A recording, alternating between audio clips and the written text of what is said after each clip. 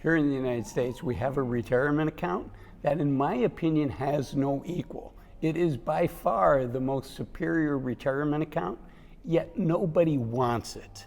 And no, it's not a Roth IRA. But before I go into what this account is, I want to share just how important it is to have a powerful retirement account to help you reach your goals. Because not only is life expensive when we retire, but life gets a lot more expensive after we retire. Not because we're spending more money, but because of inflation. And over time, inflation eats away at the value of our accounts. For instance, I'm in a 1960s themed room right now. And the average American family was making $6,000 a year in the early 1960s. And now that number is closer to 75,000. So essentially since I was born, things have become 10 times more expensive for most of us. So it's critically important that we save as much as we can and we allow that money to grow as efficiently as possible.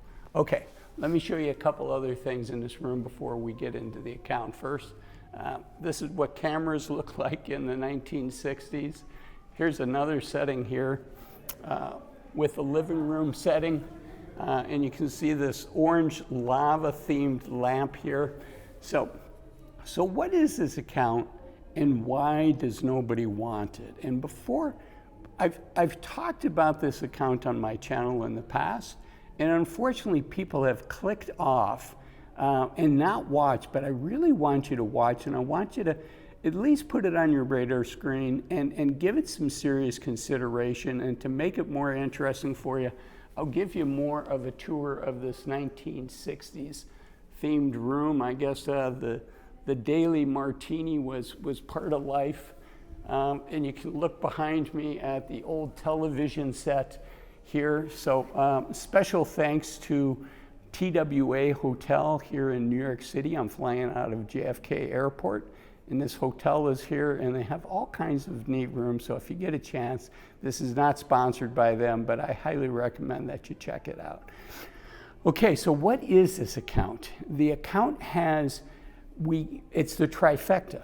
We do not get taxed when we put money in. So we get the tax deferral on the money that we're putting in, much like a regular IRA or a regular 401k. So we're putting, I guess better said, we're putting the money in pre-tax dollars.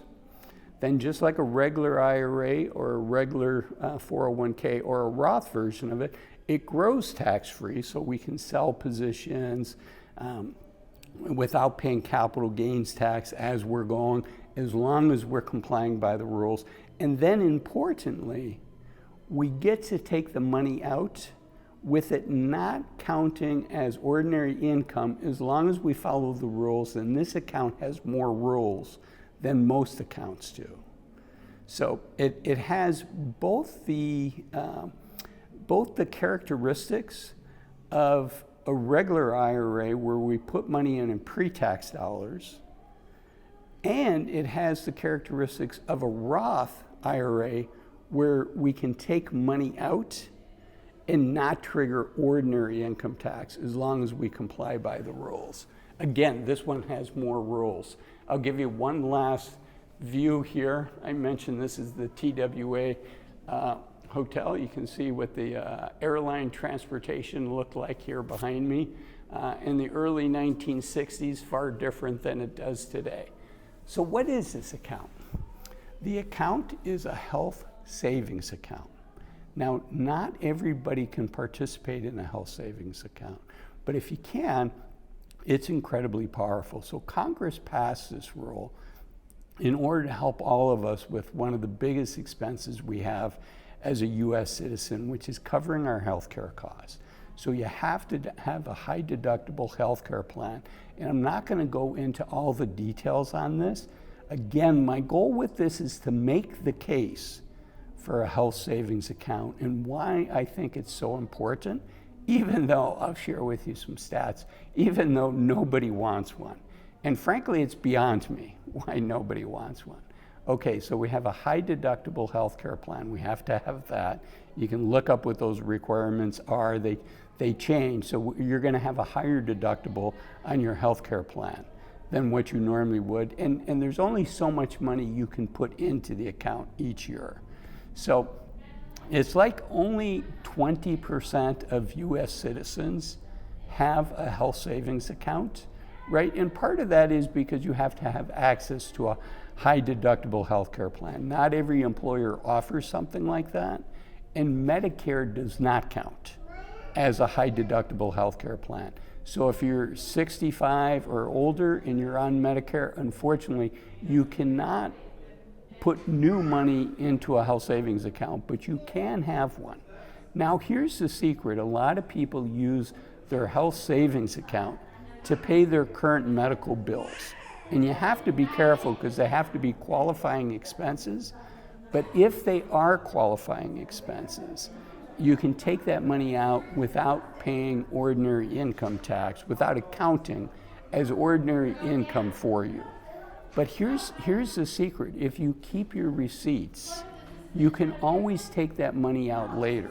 So let's say you have a receipt, let's say you broke your arm and it's $1,000. Well, as I record this, it's 2024. I can take that $1,000 out in 2024, but I don't have to. I can let it continue to grow tax-free, and then later, as long as I have receipts for my medical expenses, the qualified medical expenses, and you'll have to look up what those are, I can take that $1,000 out later. Now, it's really important that you keep these receipts, because if you don't, just like with a regular IRA, just like with a regular 401k, not only are you going to pay ordinary income tax on it, but there's going to be a penalty on it. So I mentioned that only 20% of Americans roughly have a health savings account. But you know what the average balance is in a health savings account? It's really, really low. It's like less than $5,000. And at that level, you know, should you shut down your health savings account? Should you just put together some receipts for qualified medical expenses and shut it down? Maybe. This isn't financial advice. I don't know your situation. But unless you're going to use it to let the account grow, then it loses much of its power. So as I said, the average person has very little in their health savings account. One of the most powerful ways to use a health savings account is to let it continue to grow in value and to hold on to your receipts so that later in life, when you need money for your living expenses, you can take that money out and match it up with receipts for qualified expenses that you had at that time. And it's nice to have not only a regular IRA, which unfortunately is going to trigger, it's going to be classified as ordinary income when you take the money out, but it's nice to have access to other money that's not going to be taxed. The joke in my industry is if all you have is a regular 401k, if all you have is a regular IRA, then every time you buy a loaf of bread, you're not only paying sales tax on that, depending on your state, but you're also paying income tax on that, right? Because it gets counted as ordinary income. And if you enjoyed this video, I know you'll enjoy this video up here that talks about the average income for retirees in the United States. Thanks for watching this video here at the TWA Airport at TWA Hotel at JFK Airport. I'll see you in the next one. Bye-bye.